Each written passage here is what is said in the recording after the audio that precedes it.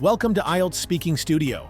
Today we'll be discussing competitions in school and sports, a fascinating topic that often sparks debate. Let's begin with school competitions.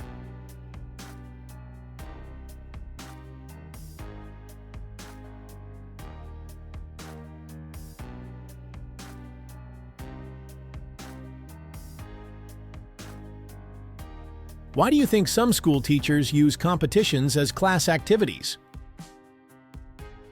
Well, competitions in school can be a great way to motivate students and encourage active learning. When children compete, they often put in more effort, which helps them understand concepts better. Additionally, competition can boost confidence and teach students valuable life skills like teamwork and resilience. However, if not managed well, it can also create unnecessary pressure and discourage those who don't perform well. Do you think it is a good thing to give prizes to children who do well at school? Why? Yes, recognition can be very effective in encouraging children to work hard. Prizes serve as positive reinforcement, making students feel valued and motivated. However, it's important to balance rewards so that children understand the value of learning itself, rather than just competing for prizes. If prizes are given excessively, some students may become overly focused on winning, while others may feel discouraged if they never receive one.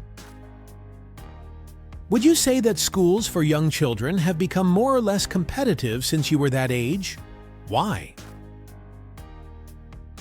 I think schools have become more competitive due to the increased focus on academic achievement and standardized testing. With globalization and higher expectations, children today are often pushed harder to succeed. Technology has also played a role. Many students compare themselves to others online, which can add to the pressure. However, some schools are now adopting more collaborative learning methods, which help reduce stress and promote healthy competition.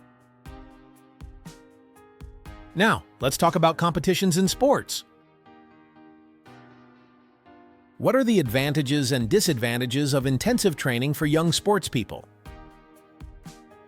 Intensive training has several benefits. It helps young athletes develop discipline, physical strength, and skills. It also prepares them for professional sports careers. However, there are disadvantages too. Training too much can lead to physical injuries and mental burnout. Young athletes may also miss out on social activities and education, which are important for personal growth. Some people think that competition leads to a better performance from sports stars. Others think it just makes players feel insecure. What is your opinion? I believe competition can be both beneficial and harmful, depending on how it is managed. On the one hand, competition pushes athletes to perform at their best and strive for excellence. However, if competition becomes too intense, it can cause anxiety, self-doubt, and extreme pressure. The key is to find a balance. Athletes should be encouraged to compete, but they should also be taught how to handle losses positively. Do you think that it is possible to become too competitive in sport? In what way?